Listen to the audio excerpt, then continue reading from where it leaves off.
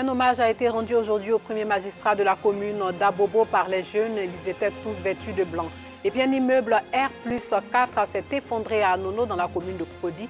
Sur 16 personnes couvertes par les gravats, 11 ont pu être secourus. Les secouristes s'activent pour sauver les 5 autres. Bonsoir et bienvenue dans le journal. Les jeunes de la commune d'Abobo rendent hommage au maire Ahmed Bakayoko. Ils étaient rassemblés cet après-midi dans la cour de la mairie. Ils ont témoigné toute leur reconnaissance à leur maire. Pargasoro Kone de Madangui revient de la commune d'Abobo. Mairie d'Abobo. Allah nous dit et dépensez de ce que nous vous avons octroyé avant que la mort ne vienne à l'un d'entre vous.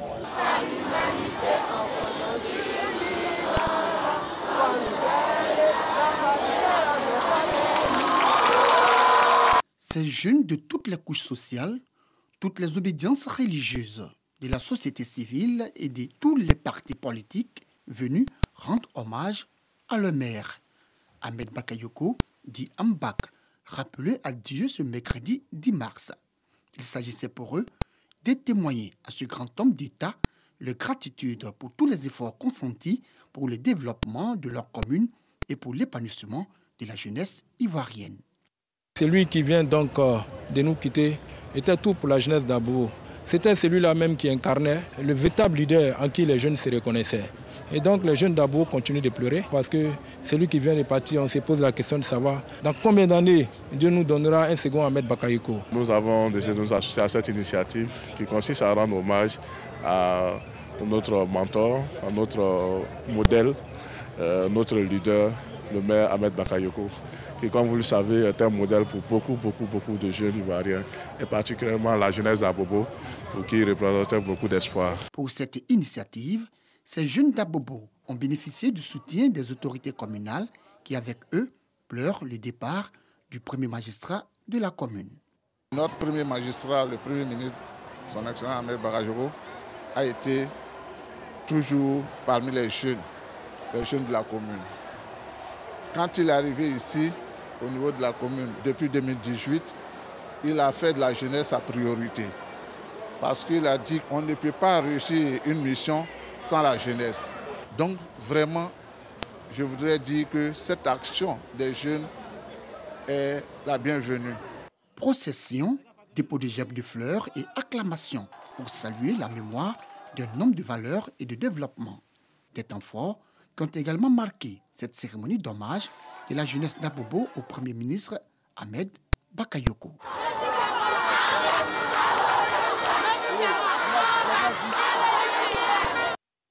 À la mosquée Fitiya du quartier Samanké de la commune d'Abobo, les fidèles musulmans prient pour le repos de l'âme d'Ahmed Bakayoko. Il a été rappelé à Dieu le mercredi dernier. Premier magistrat de la commune d'Abobo, il avait l'habitude d'accomplir la prière du vendredi dans l'une des mosquées de cette commune. Pargasoro Kone de Madangui. Il avait l'habitude d'accomplir la prière de Djouma, la grande prière du vendredi, dans une mosquée d'Abobo, commune qu'il dirigeait. Malheureusement, ce vendredi 12 mars 2021, les fidèles ne le verront dans aucune mosquée. Ahmed Bakayoko, souffrant d'un cancer en phase terminale, a succombé ce mercredi 10 mars à l'âge de 56 ans. Après la nouvelle de son décès, imams, guides religieux et prédicateurs ont décidé d'adresser des prières à Dieu dans toutes les mosquées pour lui rendre hommage. C'est le cas de la mosquée Fitiya. La première prière de vendredi qu'il a effectuée dès sa prise de fonction, ça a été dans notre mosquée. Et donc ça, c'est quelque chose que nous n'allons pas oublier. Et nous avons mémorisé cela. Et à chaque instant, nous faisons des prières pour lui. Et nous prions qu'Allah lui pardonne ses péchés et qu'Allah l'accepte parmi ses élus et qu'il lui ouvre les portes de Jannatul Firdaus. Comme ces hommes de Dieu, les fidèles n'ont pas manqué en ce jour saint de vendredi d'exprimer leur reconnaissance à Ahmed Bakayoko. Cet homme, il le mérite pour ce qu'il a fait pour Abobo entier et pour chacun de nous à Abobo. Très accessible ce monsieur, il mérite ses prières. Il était très bon. Il ne m'a jamais donné 5 francs, mais il était bon. Je vois ce qu'il a fait pour des gens, je vois tout. Dieu n'a qu'à avoir pitié de lui, pour lui mettre dans son paradis. Les enfants confiés à la loi, à Dabou. Ahmed Baoya a donné l'argent pour encadrer ces enfants-là. 25 millions, chaque enfant a 200 000 francs à Bobo ici. Il a fait partie maman à la Mecque. Il a fait partie maman à la Mecque. Il a pris mon enfant en charge pour payer son école 600 000 francs. Maintenant, qu'est-ce que je vais faire? Les personnes du troisième âge, elles également, n'arrivent pas à contenir les larmes.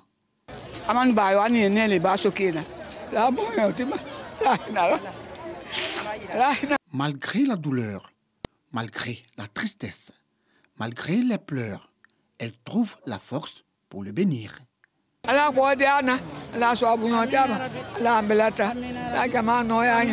Ahmed Bakayoko, Premier ministre de la Côte d'Ivoire depuis juillet 2020, est né le 8 mars 1965 à Adjamé.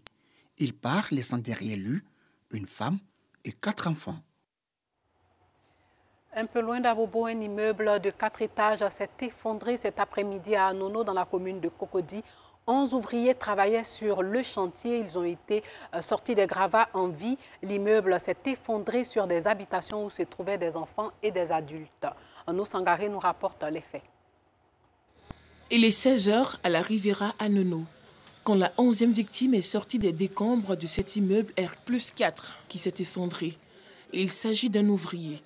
Pour le moment, on a 11 victimes avérées, c'est-à-dire 11 personnes qu'on a pu retrouver. Il y a 5 personnes qui sont supposées être encore sous les décombres. Nous sommes en train de rechercher les 5 victimes, on met tous les moyens en place. Moyens cynophiles, c'est-à-dire c'est les moyens de recherche avec des chiens qui sont actuellement engagés pour pouvoir retrouver les victimes. Il y a une victime qui a été déjà marquée par les chiens pour dire qu'il y a une victime à un endroit. Donc c'est qu'on est en train de mettre une stratégie en place pour pouvoir retrouver la victime là rapidement. Entre pleurs et angoisse, les populations sont sous le choc. Parmi les 5 victimes encore sous les décombres se trouvent les 3 enfants du vieux Tapili. Quand ils sont quittés à la mosquée, ma femme a dit que bon d'accord, bon, asseyez-vous, je vais aller chercher à manger, vous donner. Quand ma femme est rentrée dedans, maintenant en train de chauffer, manger pour venir donner les enfants, c'est à ce moment qu'elle a compris le bruit. Quand elle a compris le bruit, elle est rentrée dans la chambre. Quand elle est rentrée dans la chambre, l'étage est coulé sur les enfants. C'est combien d'enfants? 3. 2 filles, un garçon. Les gens ont sauvé ma femme. C'est aux environs de 13 h que s'est produit le sinistre.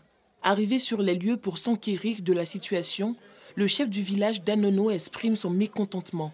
Selon lui, l'immeuble ne respectait pas les normes de construction et son propriétaire avait été interpellé pour la cessation des travaux. Vu la situation du bâtiment, on a demandé qu'ils viennent s'expliquer. Parce que quand on voit le matériau, nous on n'était pas trop serrés. C'est comme ça que la notabilité l'a convoqué. Ouais, mais bon, il a refusé de venir. Donc aujourd'hui, nous tous, le dégât s'est créé, donc c'est obligé d'assumer. Mais lui, il va répondre. Bon, comme il ne voulait pas répondre, il va aller répondre devant les autorités compétentes. Les sapeurs-pompiers sont sur les lieux pour poursuivre les opérations de sauvetage des 5 personnes encore sous les décombres.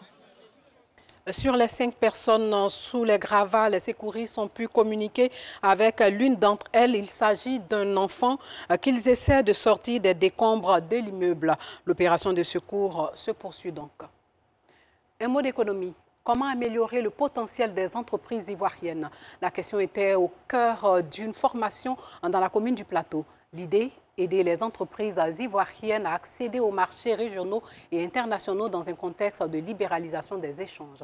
Une initiative du Conseil national des exportations et la formation s'inscrit dans le cadre du projet d'appui à la mise en œuvre de la stratégie nationale d'exportation financée par l'Union européenne à près de 262 millions de francs CFA. Le reportage de Ido Georgette est commenté par Joël Gossé. Aider les entreprises ivoiriennes à accéder aux marchés régionaux et internationaux dans le cadre de la libéralisation des échanges. C'est l'objectif de cet atelier initié par le CNE, le Conseil national des exportations. Nous avons remarqué simplement, avec les différentes analyses et les différents outils que nous avons, que nos petites entreprises exportatrices manquaient de renforcement de capacité. Elles avaient besoin d'être encadrées pour être plus compétitives à l'accès aux marchés sous-régionaux et internationaux. Avec le partenariat de l'Union européenne, nous avons pu avoir un financement qui nous permet aujourd'hui de les prendre en charge et de leur permettre justement d'avoir ces outils, ces mécanismes pour être encore mieux outillés pour attaquer le marché extérieur. Ce projet, qui s'inscrit dans le cadre de la mise en œuvre de la stratégie nationale d'exportation, est financé par l'Union européenne. Cela à hauteur de 262 millions de francs CFA. En 2019, la Côte d'Ivoire a exporté 339 000 tonnes de bananes douces vers l'Union européenne et se classe comme le seul représentant africain parmi le top 10 mondial des exportateurs de bananes, selon le directeur général du commerce extérieur. Un progrès qu'il juge satisfaisant. Malgré les performances commerciales en fait d'améliorer la compétitivité de nos exportations, nous faisons face à un certain nombre de défis. Et pour justement nous aider à surmonter ces défis, nous sommes dotés d'une stratégie nationale des exportations, comme je l'ai dit tantôt, qui porte tant sur les facteurs internes que sur les diverses contraintes relatives aux capacités d'approvisionnement, à la qualité de l'environnement des affaires, à la facilitation de la pénétration des marchés régionaux et internationaux et aux aspects sociaux et environnementaux du secteur privé. Cette rencontre a été meublée par des panels animés par des experts de l'OMC, Organisation mondiale du commerce. Plusieurs thématiques ont été abordées. Le cas de la place de la Côte d'Ivoire dans la zone du libre-échange. Nous avons un avantage concurrentiel dans beaucoup de produits. Nous sommes premiers producteurs au niveau du cacao. Nous sommes producteurs aussi de noix de cajou. Nous avons une stratégie nationale d'exportation et aujourd'hui l'Afrique s'ouvre à la Côte d'Ivoire. C'est à nous les Ivoiriens de tirer profit de cet accord, de cette plateforme que nous offre l'Afrique.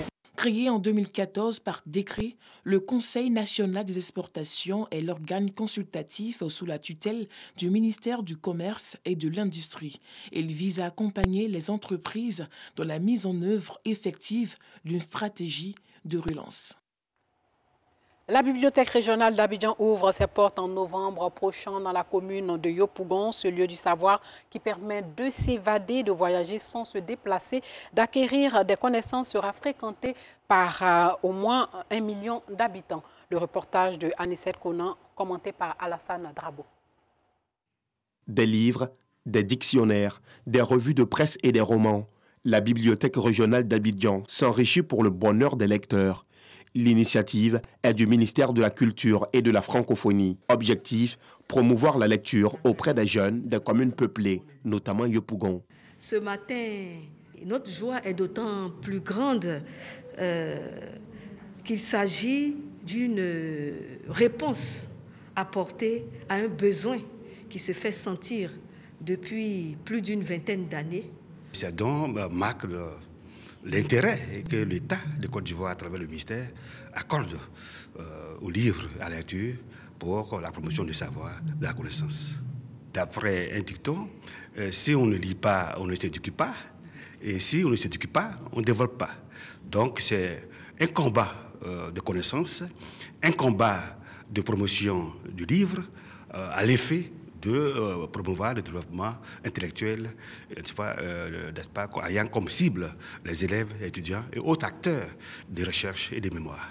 Ces dons, qui viennent renforcer les livres de la bibliothèque régionale, se présentent comme un véritable soulagement. Le directeur de la francophonie et de la coopération culturelle exprime sa gratitude à l'ensemble des partenaires. On sait tous l'importance du livre, de la quête de la connaissance, de la structuration de la personnalité de l'homme en tant que tel. Nous avons des structures spécialisées qui traitent du livre et dont l'activité principale consiste à rendre le livre démocratique, à sortir le livre de la bibliothèque et porter le livre à la connaissance de la grande population.